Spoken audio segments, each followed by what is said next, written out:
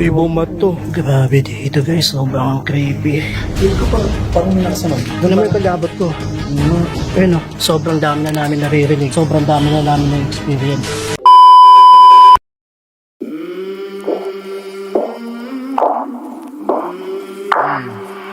I came from the mud. There's dirt on my hands. Iimbestigahan ko ang pinaka-haunted na ospital dito sa Pampanga, ang Clark Abandoned Hospital. Ano ko narinig na parang lakad? Oh! May bumat to. Grabe dito guys, sobrang creepy. Feel ko parang may nakasunod. Ano naman yung kagabot ko? Ayun o, sobrang dami na namin naririnig. Sobrang dami na namin na experience. Parang tumakbo. May tumatakbo. Parang lamig na likod ko. Shit! Ang lamig pa. May umawak sa kamay ko pa. Ang lamig. Ayun o, kinikilabutan ako. Huwag niyo po kami takutin. In Jesus' name. Ayoko na. Ang Clark Abandoned Hospital ay sinimulang itayo noong 1960 at natapos naman ito taong 1964. Ginamit ang ospital na ito para gamutin ang mga sundalong Amerikano na na-deploy at nakikipaglaban noon sa Vietnam War. Ang ospital na ito ay nagsimulang maabandona nang pumutok ang Mount Pinatubo noong 1991 at dahil isa ang Clark, Pampanga sa pinaka-naapektuhan ng ashfall during Mount Pinatubo eruption, napilitan ng mga sundalong Amerikano na lisanin ito. At isa na nga ang ospital na ito sa mga gusaling na abandona dito at dahil sa maraming tao ang pumanaw sa ospital na ito at sa tagal na din ng panahon nang ito'y maabandona, marami ang naniniwala na may mga kaluluwa o espiritu na hindi matahimik sa lugar na ito. Karamihan naman sa mga bando doon lugar eh. Doon talaga. Bago kami makarating sa abandonadong ospital, sumakay muna kami ng bus at nag-travel na mahigit 1 oras from Manila to Pampanga.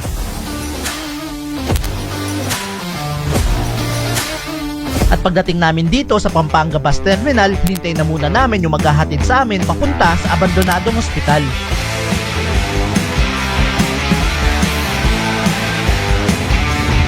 So yun o, nandito na tayo sa Clark at pupunta na natin yung abandoned hospital. Madilim na makarating kami dito sa Clark, Pampanga, kaya pinuntahan na namin kaagad yung lokasyon ng ospital. Okay, ngayon nandito na tayo sa abandoned hospital. At dito sa akin nakatayuan namin, ito yung entrance papunta dun sa likod na part ng hospital. Kumbaga yung morgue. Doon tayo mag-i-explore kasi yung pinaka main building, which is yung pinaka hospital, hindi na pwedeng pasukin dahil ginagawa na itong museum ngayon. Dito lang tayo pwedeng pumasok sa may mga morgue. So yun ang i-explore natin. Kaya tara. Nagsimula na kami na mag-explore at dito pa lang sa labas, Kakaiba na kagad yung pakiramdam. Kasi tignan mo naman yung daanan natin. Napakadilim. nagpatuloy lang kami sa paglalakad at maya-maya lang So dito sa labas may nakita kami na abandoned din. Di ko alam kung anong building to pero try natin pasukin. sinubukan namin ito na puntahan at nang makarating na kami dito, So ayun, nandito tayo ngayon sa, hindi ko alam kung anong building to pero nakita namin abandoned. At pagpasok mo dito, puro makikita mo dito, puro vandalism. Hindi ko alam kung ano to. Comment nyo nga dyan sa baba kung alam nyo kung ano to. nagpatuloy na ulit kami sa paglalakad at nang makarating kami dito sa abandonadong morgue, sinimulan na kaagad namin ito na libutin. So nandito na kami ngayon sa unang building na nakita namin. So papasukin natin to ngayon. At pagpasok namin dito sa unang kwarto, medyo kakaiba na kagad sa pakiramdam. Creepy dito guys. Creepy nga. So tara. Dito natin to, may aso dito. Ang lawak pala nito. Medyo malawak talaga sa lugar na ito at meron din kaming kakaiba na naaamoy. Parang inaamoy ako.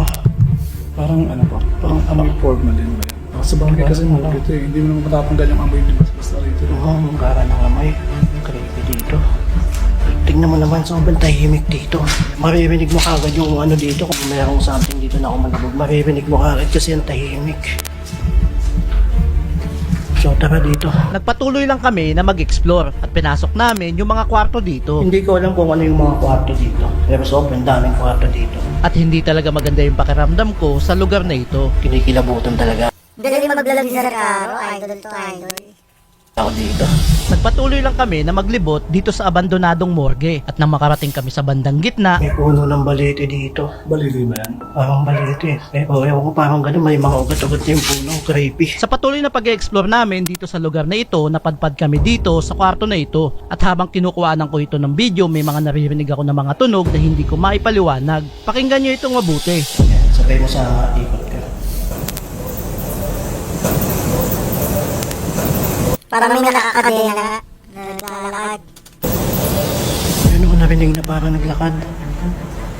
Rinig dito yun. Halloween? Oh, At maya-maya lang may kakaiba na naman kami na naamoy. amoy pa sampagita. Amoy sampagita, kinikilabutan ako. Wala naman sampagita dito.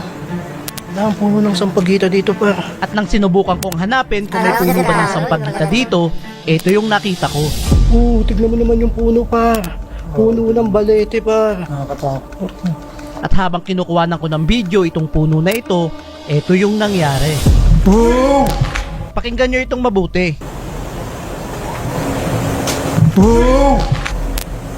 Boom! Boom!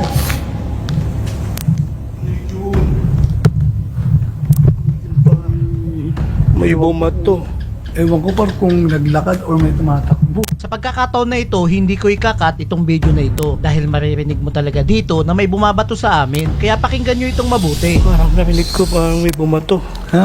Parang may bumato. Hindi dyan sa part na pinagalingan natin. Parang narinig ko parang may bumato. Ha? Parang may bumato. Hindi dyan sa part na pinagalingan natin pa. Malinaw na tunog ito ng bato na bubagsak sa sahig. Kaya hinanap namin kung saan ito nanggagaling. Dito ko narinig. Alam ko direct sa video yan par. Dito ko narinig. Dito nga, masana tayo nang galing. Oo. At nang makarating kami dito sa gitna, sinubukan ulit namin na pasukin yung mga kwarto dito. Uy.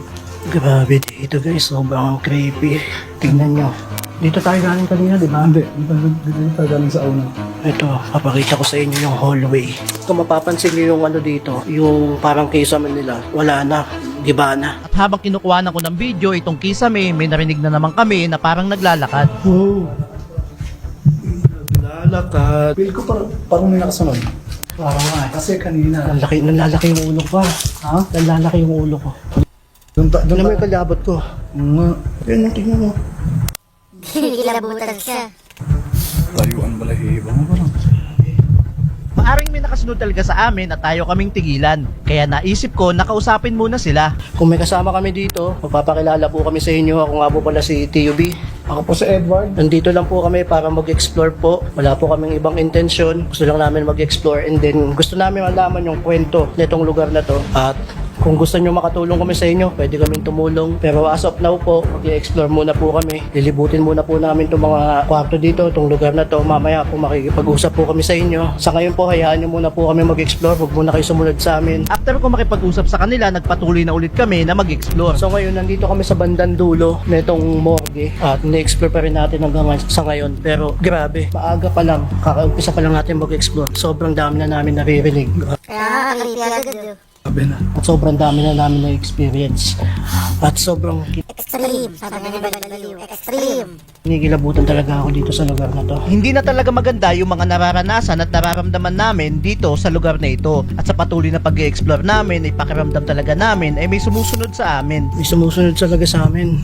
Meron dito parang may sumusunod talaga sa atin. Hindi ako nag-iisip. Kasi alam nyo guys, sa bawat dinadaanan namin, merong mga dahon. So maririnig mo talaga pag may naglalakad dito. At habang kinukuhanan ko ng video itong mga dahon, may narinig na naman kami na mga tunog. Pakinggan nyo itong mabuti. Dun, paadiretso dun. Dun, paadiretso dun. Dun, paadiretso dun. Par, Tumakbo. may tumatak. May tumatakbo. Parang ayoko nang ituloy par. Ako din, lalaki yung ulo ko. Iba yun, harap-harapan par. May tumatakbo para. Harap-harapan. Kumasakit yung ulo ko. At maya-maya lang, ito na yung nangyari. Hindi par. Parang lamig na likod ko. Shit! Takot sila. Ang lamig par. Ang lamig. Ayun o, kinikilabutan ako. Ayun o, may humawak sa akin. Uy! Huwag mo naman gumugay. Huwag naman po kayong ganyan. Huwag niyo po kaming takutin. Huwag niyo po kaming takutin. In Jesus' name. Kanina pa yung kilabot. Ako din pa. May humawak sa kamay ko par. Ang lamig. Ayun o, kinikilabutan ako. Ayun yung balayibo ko. Hawakan ko par. Ang lamig. Ayoko na. Ayoko na. Papahinga muna ako. Ang lamig. Iba yung humawak sa akin par. Nag-decide ako na itigil na muna ang pag-explore dahil hindi na talaga maganda yung mga nangyayari. Ayoko na. First time ko maranasan yun. First time ko maramdaman yun, may humawak sa akin. Par, promise kanina. Ang lamig ng kamay nung humawak sa akin. Sobrang lamig. Alam mo yung parang galing ka sa yelo. Sa rep, yung hangin na galing sa rep. Ganun. Di ba yung siguro kanina pa sumusunod sa akin? Siguro. Kinawakan ka. Sa'yo siguro may na-attach sa'yo. Hindi ko alam. Pero yung kilabot ko, grabe yung ulo ko. Yung ulo ko talaga lalaki. Ayoko na para. Labas muna tayo. Buti ko na lumabas na muna dito sa abandonadong morgue. Pero habang papalabas kami ay pakiramdam talaga namin ay may nakasunod sa amin. Malakas yun. Malakas dito. At maya-maya Creepy.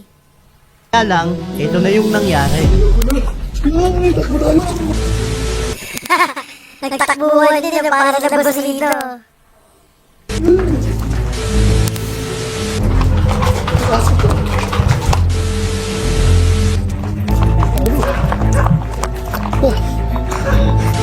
First time ko maranasan yun. So yun, as of now, ang oras natin ay alas 8 ng gabi. Sobrang aga pa. At kakapasok lang namin doon. Wala pa kakamayatang isang oras sa loob eh. Wala pang isang oras. Sobrang dami na kagad namin nararanasan. May bumato, may naglalakad, may tumatakbo. At ang pinaka-creepy, may humawak sa akin dito. Ramdam na ramdam ko yung lamig. So ngayon magpapahinga muna kami. Tapos babalik kami mamaya. At gagawa na tayo ng investigation. So ngayon ang oras natin ngayon ay 10:12 ng gabi. 10 PM pumasok na ulit kami sa loob ng abandonadong morgue para umpisahan na ang investigation. Nilagay na namin yung REM pad namin, motion sensor, ghost ball at inumpisahan na namin na makipag-usap. Magandang gabi po. Bago po kami mag-start, magpapakilala muna po kami sa inyo. Ako nga po pala si TUB. Ako po si Edward. Nandito po kami upang makakuha ng impormasyon, sagot sa mga tanong namin na kung may katotohanan ba, yung mga sinasabi ng mga tao na may mga espiritu na hanggang sa ngayon ay hindi pa rin natatahimik, hindi makalis sa lugar na ito. Kung may katotohanan po yun, pwede po bang pailawin niyo yung mga equipment namin? At makalipas ang ilang minuto, wala nag-response sa amin kaya naisipan ko na buksan yung ghost tube. Magandang gabi po ulit. May device po kami dito na gagamitin, which is pwede kayo dito gumamit ng isang word or isang buong sentence. Anything po na gusto nyo sabihin, pwede nyo sabihin gamit itong device na ito. Bubuksan ko na po. At nang binuksan ko na ito na kaagad yung unang sagot na nakuha namin. Ano? Naalala ko. Unang words na lumabas dito, naalala ko, at second words, marami daw. Ano po yung naaalala po ninyo? At maya-maya lang may narinig naman kami na kaluskos na parang naglalakad. Pakinggan nyo itong mabuti. Sir, meron ka ba dyan, eh? Tubig. Parang iba lang. Sige mamaya. Oo. Ang creepy dito sa Clark. Oo. Parang dito sa Clark, hindi sasama yung tropa ko. Kasi creepy dito eh. Sa diplomat pala, takot na eh. Dito pa kaya. Eh, may third eye pa yun. Oo. Lumilipat. Baka hindi lang isa. Hindi lang isa yung dalawa. nandito. Kasi ang dami. At maya-maya lang nakakuha ulit kami ng sagot. Ha? Balik. Bahay nyo po na nandito kami? At habang naghihintay kami ng sagot, may narinig na naman kami na tunog. Uy. Saan dito? Dito. Malapit sa May atin. naglalakad dito. Pwede nyo po bang pailawin yung mga equipment po namin? Patulogin po ninyo? Taas lang pa. At habang naghihintay ako ng sagot nila, biglang umilaw yung ghost ball namin. Oh, yung ilaw. Umilaw yung ghost ball. Maraming salamat po sa pagpapailaw ng equipment namin, ng ghost ball po namin. At sa patuloy na pakikipag-usap namin sa kanila at sa pag-stay dito sa lugar na ito, wala na talaga kaming nakuha na sagot. So, pasok na, wala pa tayong nakukuha na mga sagot. Pero siguro, makakuha tayo ng ibang evidence. Iwanan muna natin yung mga equipment natin dito. May CCTV naman tayo. So, ang gawin natin, tignan lang na natin kung may makaka-capture dito, kung may dadaan, or magpapailaw ng equipment natin. So, ayun muna ang gagawin natin ngayon. Nag-decide ako na lumabas na muna at mag-iwan na lang ng camera dito sa loob ng abandonadong morgue. At habang nasa labas naman kami, So, yun o, ang oras natin ngayon ay 11:50 ng gabi. At sobrang sama na talaga ng pakiramdam ko. Gusto ko pang pumasok sa loob, gusto ko pang ituloy yung pag-i-investigate, pero ang pakiramdam ko ngayon sobrang sama na talaga. Feeling ko magko-collapse ako. Hindi ko alam kung bakit pero kanina maayos naman yung pakiramdam ko eh. Nung pumasok tayo, nung maaga, hindi na nag-explore tayo, maayos naman yung pakiramdam ko. Pero simula nung lumabas tayo, ang sama na ng pakiramdam ko hanggang ngayon. Yung isip ko, gusto ko pang ituloy yung investigation, pero parang may pumipigil sa akin na parang gusto niyang sabihin na huwag ka nang tumuloy, ganun. Tama na yan. Parang may masamang mangyayari. No? Oo, parang ganun. Ayokong i-rest yung sarili ko. Ayokong i-push yung limitasyon ko. Kaya ayun guys, sorry kung hindi ko maitutuloy itong investigation na to. Pero promise ko sa inyo, babalikan ko tong hospital na to at mag-overnight tayo dito. Nag-decide na ako na ihinto na ang ginagawa namin dahil hindi na talaga maganda yung pakiramdam ko. Kaya kinuha na namin yung mga equipment at tuluyan na rin kaming umalis sa lugar na ito.